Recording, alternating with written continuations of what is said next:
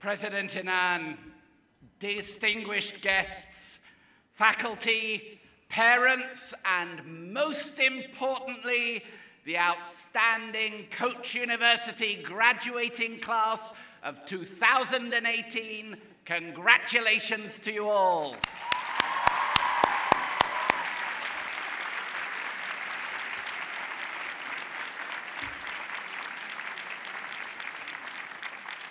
Ladies and gentlemen, it is a great honor for me to share this milestone day with you all, to receive this honorary degree, and most importantly, to graduates, to wish you all my heartiest congratulations as you leave this special place and you head out into the world. Each time that I visit Koç University and stroll across this inspiring campus, I'm struck by the energy, the vision, and the curiosity of the Koç community. Now, I've been very fortunate in my career to work at some of the world's most venerable universities. NYU is 187 years old. Yale is 317 years old. Oxford is nearly 900 years old. But I am thrilled this morning to be at one of the youngest universities in the world. And I have no doubt that Koç University will have a long and illustrious history.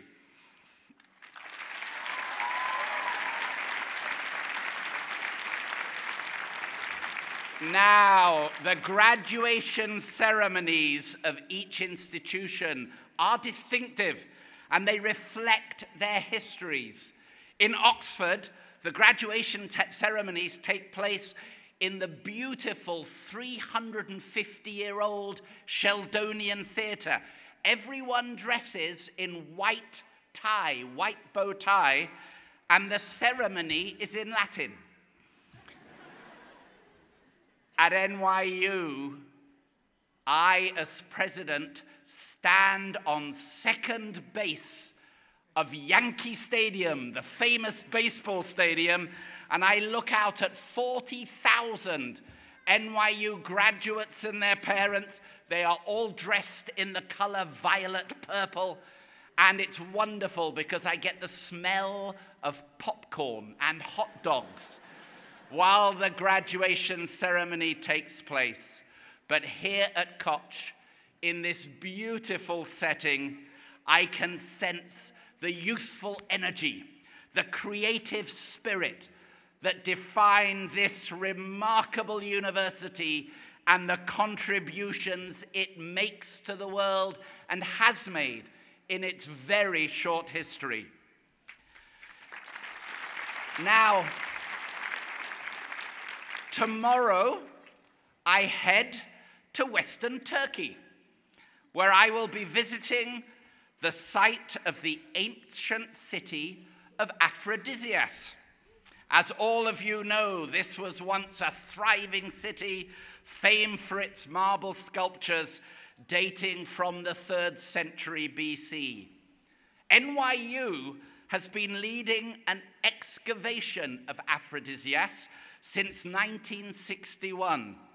And recently, that excavation has been in collaboration with Oxford University, the Turkish Ministry of Culture, and an excavation funded in part by the Koç Foundation.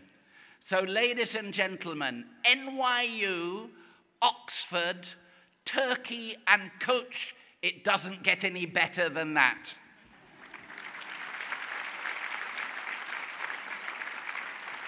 To me, the Aphrodisias endeavor is a fitting symbol of what universities contribute to the world. Here is a city that endured 4 civilizations, Greek, Roman, Byzantine, and Turkish, and now 2 millennia later, scholars from 3 continents are working to uncover its meaning, Universities in this way transcend history and geography. We are all, every one of us, united by our curiosity, by our desire to unearth new discoveries and to make new insights into the world. Now, recently, I've been thinking a lot about why universities matter, why universities are important, and in part because the values of higher education contrast so sharply with the disturbing trends that seem to be gaining prevalence in the world today.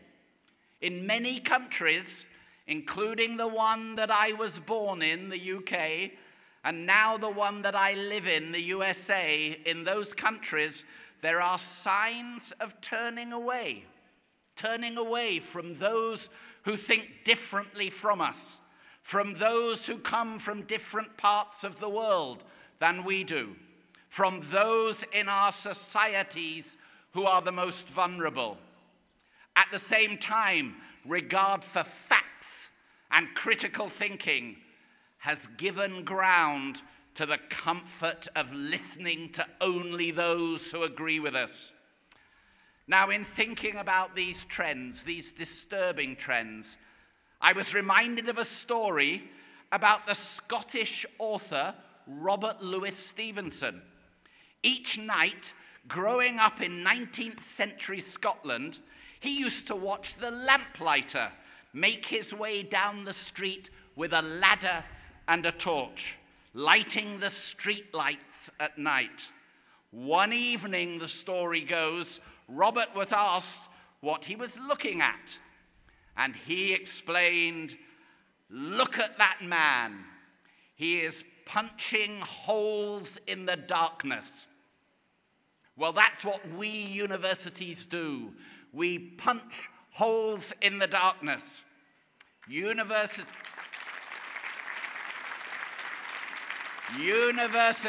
shed light on the truth by unearthing facts and conducting evidence-based research. They illuminate the human experience through art and literature. They offer insight into the present by examining the past. They light the way towards the future by nurturing deep and nuanced thinkers like the Coach graduates.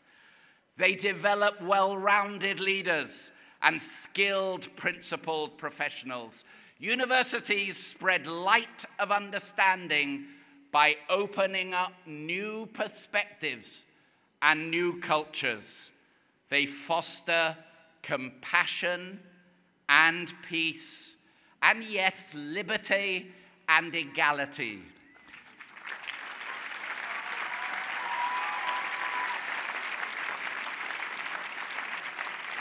And every day, universities punch holes through the darkness of ignorance, small-mindedness, and injustice.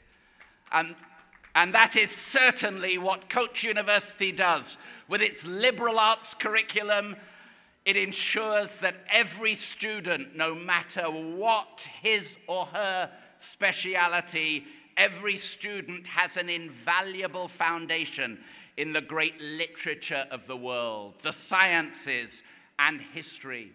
Coach's exceptional faculty are making significant and widening impact in research, contributing to the body of knowledge that helps us advance and grow.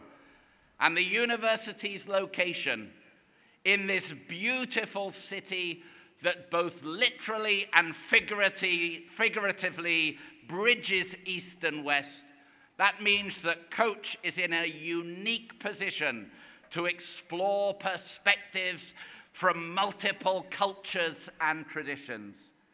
And you, the students of Coach University, you have taken full advantage of all of these opportunities. You have met rigorous academic demands. You founded startups. You've interned at international organizations. You've conducted research. You've studied abroad and volunteered in your community. You have already begun to take the values of this extraordinary university and put them into action. You, the members of the class of 2018, you are the proof of the value of higher education. Every one of you is punching your own hole in the darkness, and the world will be a better place for it.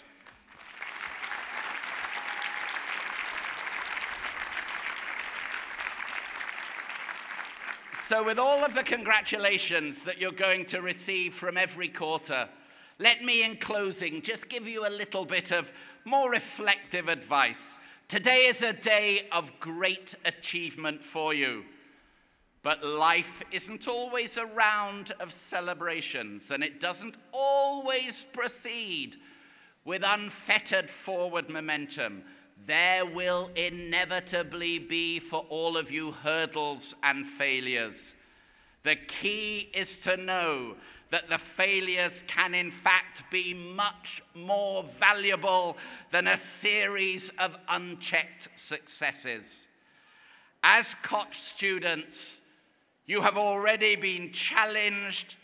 You've already developed the grit to meet those future hurdles.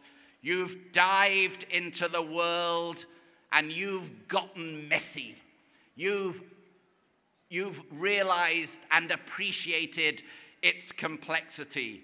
You've taken to heart the words of the great Turkish novelist Orhan Pamuk in the Black Book, and I quote, "We live but a short time. We see very little, and we know almost nothing. So at least let's do some dreaming." Koch students, should you stumble along your journey, should you encounter failure, you will be able to learn from that experience. You will be able to dream and then to relaunch yourself into a direction that you never imagined. And what may seem like a setback at the time may be a catalyst for even greater success and fulfillment. On behalf of the New York University community, which shares your passion, your curiosity, and your optimism, and on many occasions shares your umbrellas as it rains in New York, we wish you congratulations and best wishes. Well done, everyone. Thank you.